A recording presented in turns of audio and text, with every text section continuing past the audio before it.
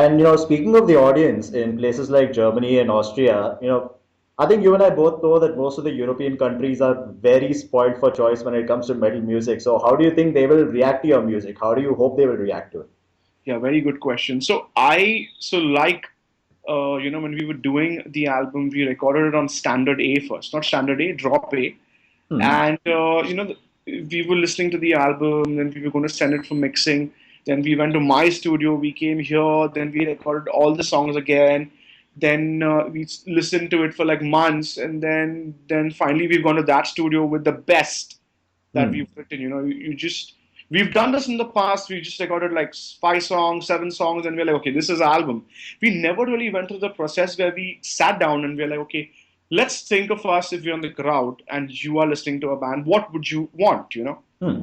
It's something that we've also kept in mind where the audience is concerned this time. We're not only doing it because, oh, we can play this riff really cool and it sounds good to us. Hmm. We've also been that metalhead in the crowd that wants to listen to good music. You know, Hmm. I personally feel that in the past 15 to 20 years, 15 years, yeah, when 2000, 2005 bands like the new metal bands came out and the music was so catchy, people would sing along and it was Ah, suddenly true. on the internet, Slipknot, Disturbed, and they were like music that was good to the ears. You would want to hear it again because it's so melodic and it's Hmm. catchy. Right, right. And suddenly, I just feel that there was a gap. I don't see like the same bands are coming out of this good music still, but there are no new bands that are sounding like a Slipknot or sounding like a Disturbed or a Hmm. so we thought about all of those things, and our music we've toned down a little. We can say that Hmm. we've gone more organic, more thrash metal and Hmm. experimenting, which we were trying out. And initially, when we were doing, especially our last album, we thought we should experiment because we don't want to sound like everyone else. Hmm. Right. But now, when we recorded this album, we were like, no, wait. Uh, when you play live, when you play so many shows, people want to have fun. They Hmm. want to headbang. They want to go back home and feel the spirit of the music, the live show, and probably play a record and keep humming that song, keep humming Hmm. the tune. The riffs should be, something that's sweet to the ears. And Hmm. so we kept it simple, but we kept it, we put some really good parts which sound good as well. Right, So right. so like even I learned all the songs from the guitar this time. I started playing a lot more guitar, and it's not easy to play. It sounds good. It sounds very melodic, but it's at the same time a lot of skill put in, a lot of years of talent. Hmm. We all of that. It's like we spent like 1.5, almost 2 years on the album, Hmm. and not like Abhi, we're spending like 5 days and then we take a month break. It's been non-stop. I don't Non-stop. feel it's 1.5 year that I haven't spent, I've spent days where I've not thought about regression or what I'm going to write or Hmm. what should it sound or is this song good enough for the album. Hmm. So when you do this, I realize when big bands do this, you come out with a good product. You come Hmm. out with something that people will want to take home, Right. that you want to own. I want that because it's got something that I just feel that attraction, Hmm. and that doesn't come overnight. It takes a lot of time. So we've worked hard at that. Yeah. So I feel the crowds will love this in any part of the world because if you've seen our live shows, we have Hmm. videos on YouTube. If you've come to our shows, we don't compromise on how the energy on stage is and how tight we play our stuff Hmm. because Of course not. we work really hard on what we do. And for Hmm. the two, Mayank from Zignama is joining us, so he's really he's been gigging for like years with Zignama. Hmm. Leon also plays for Zignama, so we've got that part sorted. So when you play your music tight on the nail, you are going to sound good, and when the music supports that, Hmm.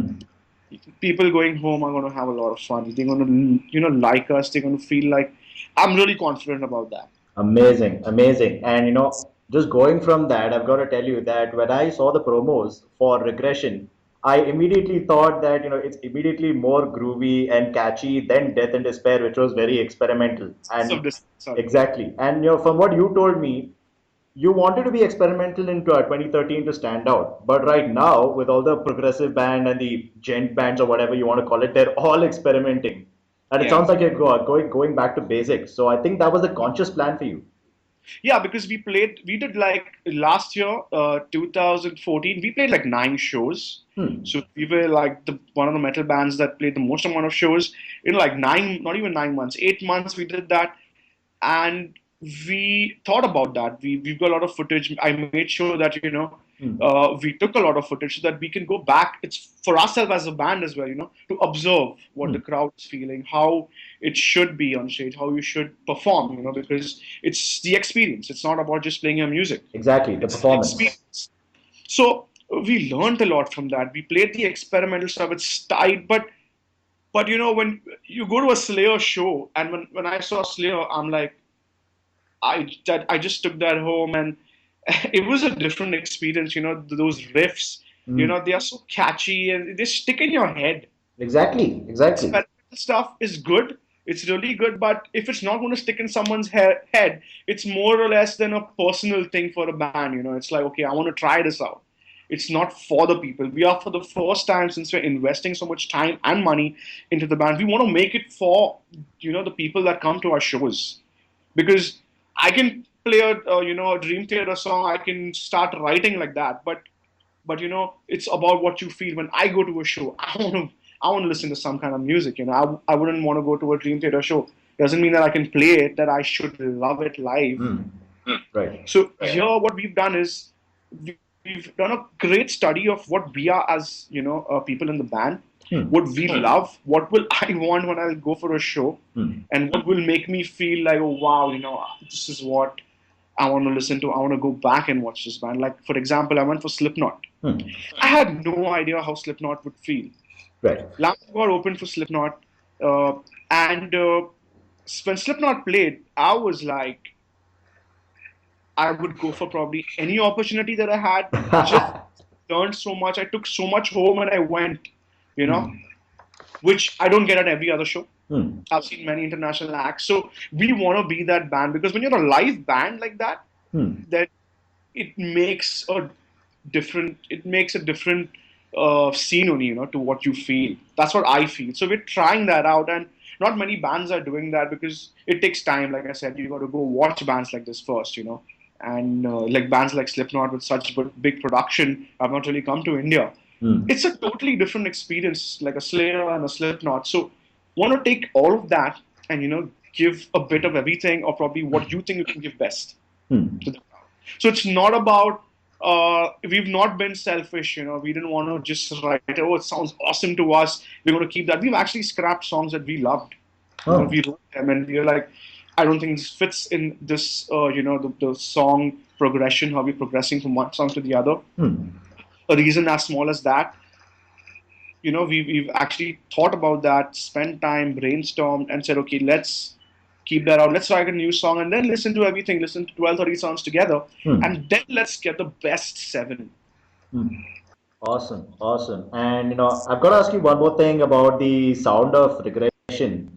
Now, during this time, you used to play with Scepter, and Leon also now plays with Zignema. So I'm wondering, so did any of those influences from any of the other bands get into your writing regression? Did any of those influences get in there?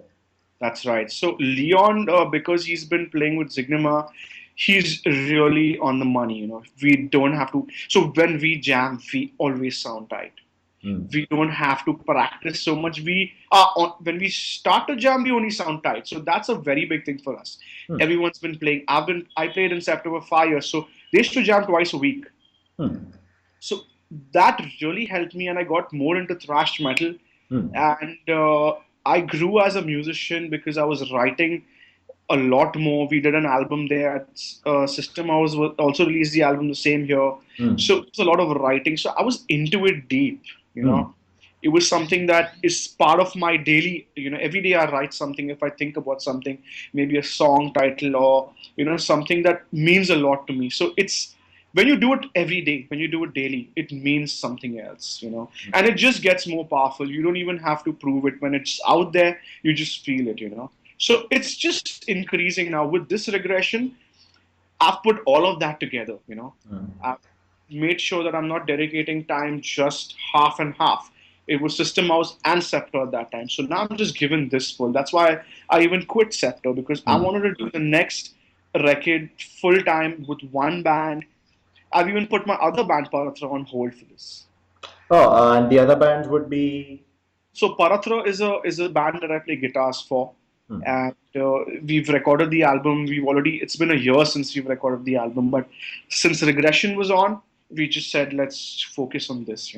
We don't want to do 10 things and then you'll think something else in a different mood. So there's a lot of energy, and because we knew that we were going to take this album and tour this in the UK and Europe and the US. And when you have that in your head, your vision is that you will not compromise for small things, or you'll make sure every detail is right. Hey guys, thanks a lot for tuning into another video by Centuries of Sin. If you like what you saw, why not like, share and subscribe? And if you want to check out more videos, articles, photos and cool heavy metal content, be sure to check out our main blog on WordPress as well as our Facebook, Twitter and SoundCloud. See you next time.